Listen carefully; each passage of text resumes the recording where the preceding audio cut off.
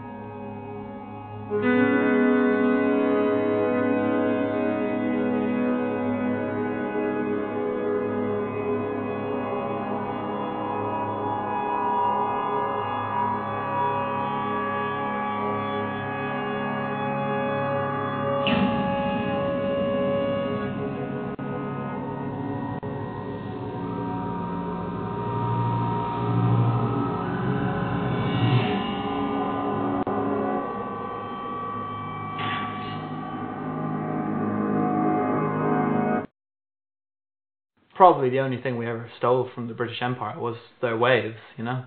I mean, Ireland sits right in the track of England, you know. So the swells are travelling across the Atlantic and they just pulverise the west coast of Ireland. The west coast of Ireland, easily one of the best bits of coast in Europe, if not the world.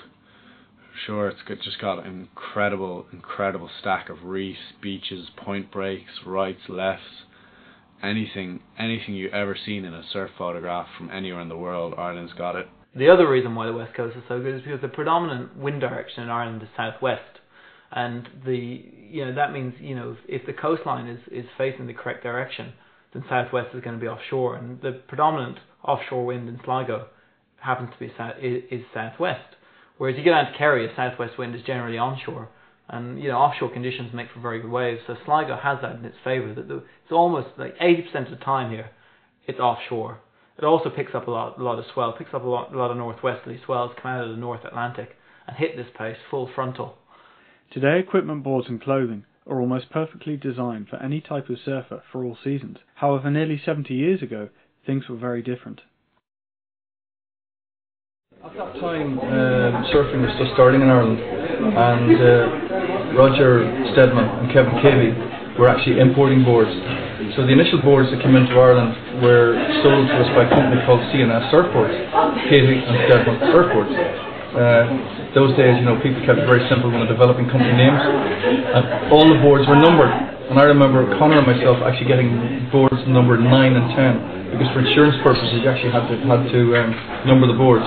But they were big bilbo boards. They were like sort of 9'6", 10-foot bilbo boards at the time, and that's what we started off surfing on.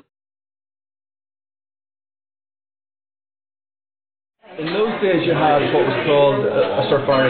They were very popular, and we started it off in 1967, where we'd meet for a weekend in Lahinch in County Clare, and you'd invite over all the top international surfers in Europe to Lahinch to do a safari up the west coast. And that safari would end up here at the Irish Intercounty Championships, where we had the Irish International Championships. So you had the likes of Rodney Sumter, who I mean, Rodney was a star of The Endless Summer, which was the great surf movie of the 60s. Rod Sumter came over and competed in the Irish International Championship. Alan Rich is an Australian. He actually won the first Irish International Championship. So you had these guys coming all up along the coast from Lahinch, ending up here in Rossnyland. So every time we'd be travelling, we would be checking out different locations as we were travelling, and going to new breaks. Now, the breaks that we all are famous today, Eastleigh was unheard of in those days. Crab Island in County Clare was unheard of in those days. The Peak in Bundoran was unheard of in those days.